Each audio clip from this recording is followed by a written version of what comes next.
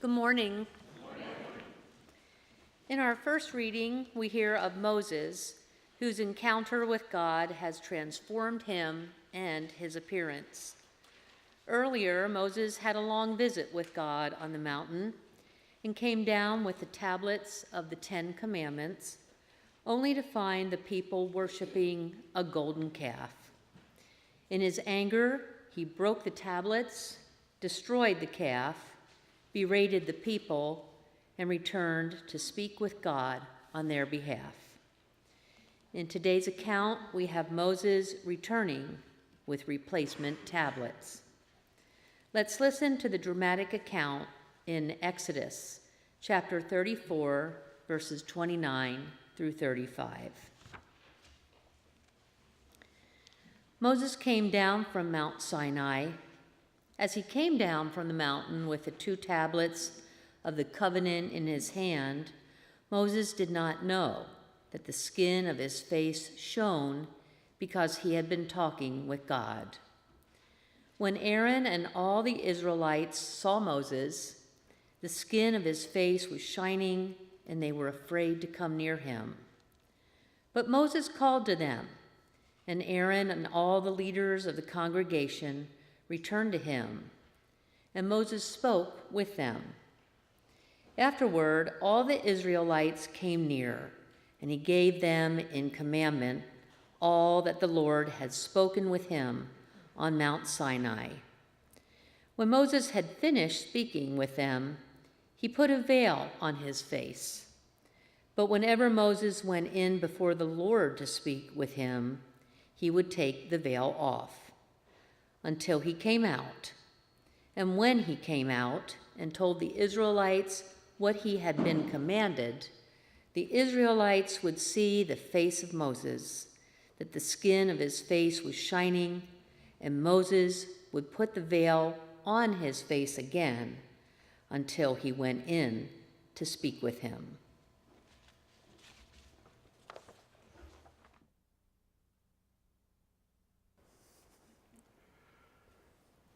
Our gospel reading comes from Luke chapter 9, verses 28 through 43. And in this reading, it shows Jesus in prayer. His appearance changed, though it is his clothes that glow rather than his face, as in Moses' story. And the voice from the cloud repeats the message from Jesus' baptism that Jesus is God's chosen. The implicit visual message shows Moses representing the law and teaching, or Torah, and Elijah representing the prophets, together affirming Jesus' ministry. Peter wants to enshrine the moment, and in the next verses we would read of these disciples being led down the hill where they find the others perplexed by their inability to heal, and a family in dire need of that healing. The father of an only son confronts Jesus, a firstborn son of Joseph and son of God, and Jesus heals. Let us listen closely for the good news for us today in the Gospel of Luke, chapter 9, starting with the 28th verse.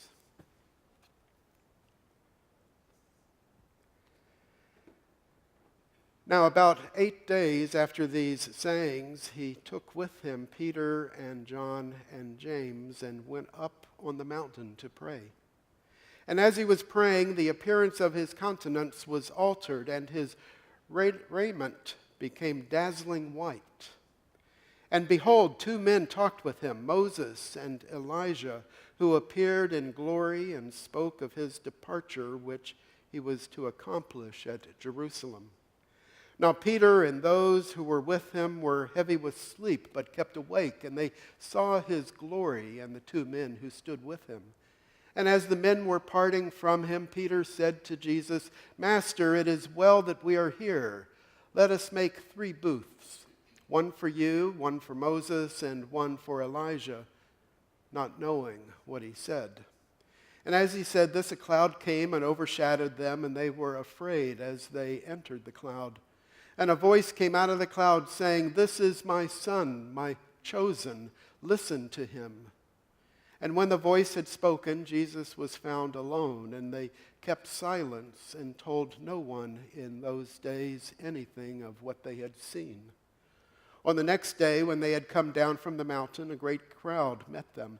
And behold, a man from the crowd cried, "Teacher, I beg you to look upon my son, for he is my only child. And behold, a spirit seizes him, and he suddenly cries out. It convulses him till he foams and shatters him and will hardly leave him. And I begged your disciples to cast it out, but they could not." And Jesus answered, "O faithless and perverse generation, how long am I to be with you and bear with you? Bring your son here." And while he was coming, the demon tore him and convulsed him. But Jesus rebuked the unclean spirit and healed the boy and gave him back to his father. And all were astonished at the majesty of God. The word of the Lord. We give thanks and praise. Amen.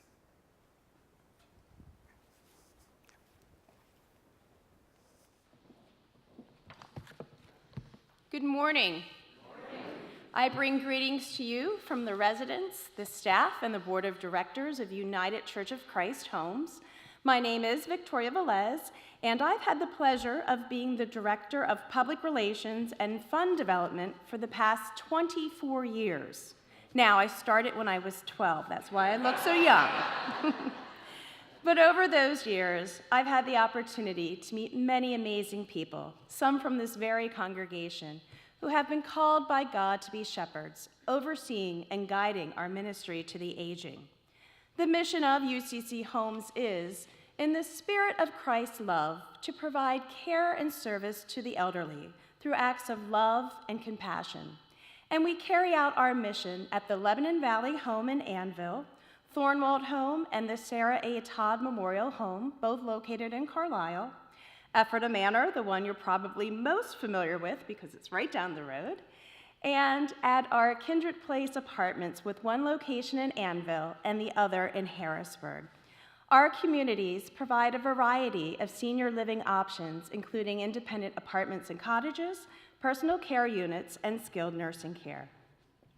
UCC Homes has been part of Penn Central Conference of the United Church of Christ since 1955, when the churches began to set aside funds to construct a home for the aging. Still, to this day, UCC Homes is recognized by Penn Central Conference as being a specialized ministry in health and welfare. However, we are a separate entity, but we do highly value our covenantal relationship with the churches within the Harrisburg, Lancaster, Lebanon, and Mercersburg associations, and we view UCC Homes as a joint partnership in ministry with those congregations.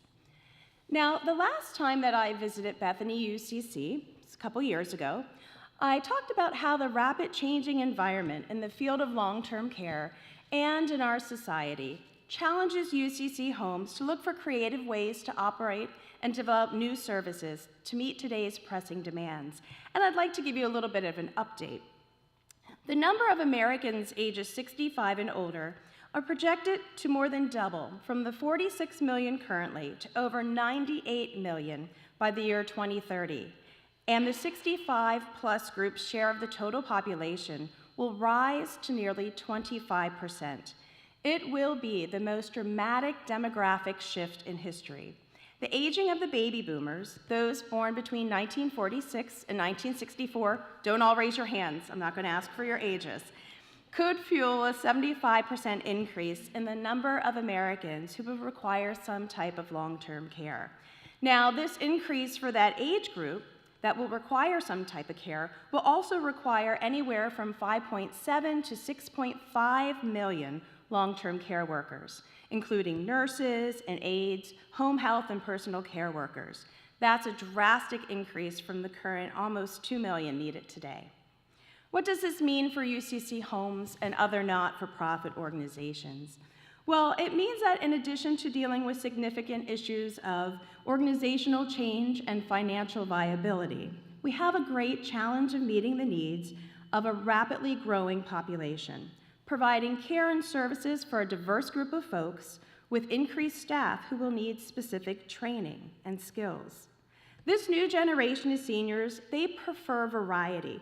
They're well-versed in social media and online networking, and they want to age healthier and happier than the generations before them. They want more control over their health, their environment, and their overall aging journey. Now, UCC Homes has already implemented some major changes to help meet the varied needs of this new generation of seniors.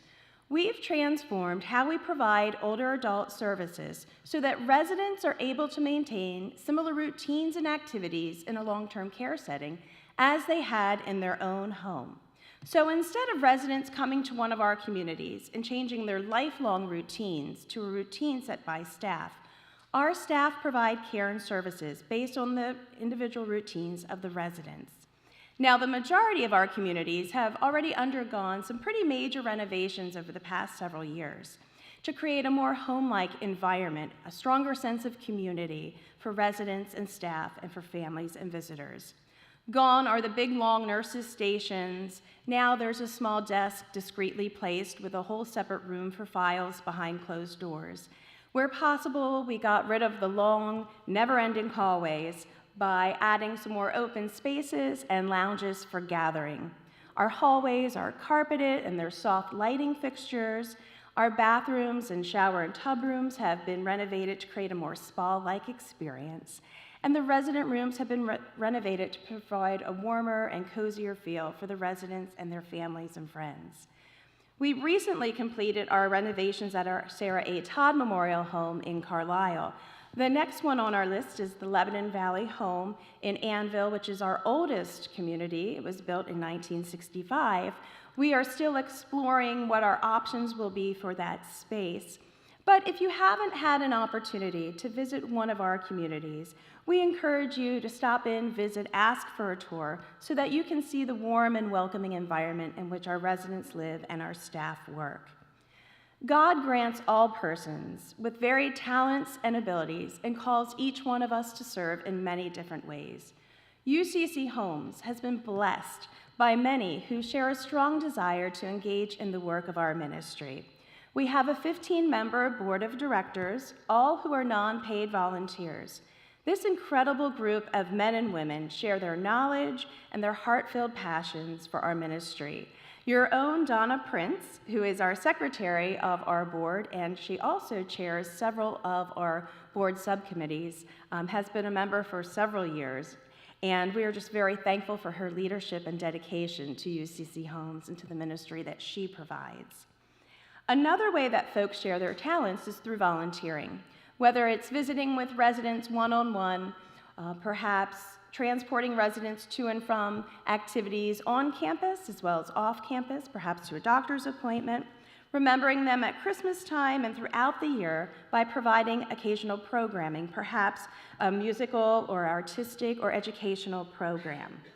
We are also blessed to have the guidance and support of the pastors of our sponsoring congregations. They have the opportunity to assist our chaplains to minister to the spiritual needs of our residents, whether it's visiting one-on-one with a resident or providing leadership for our weekly worship services.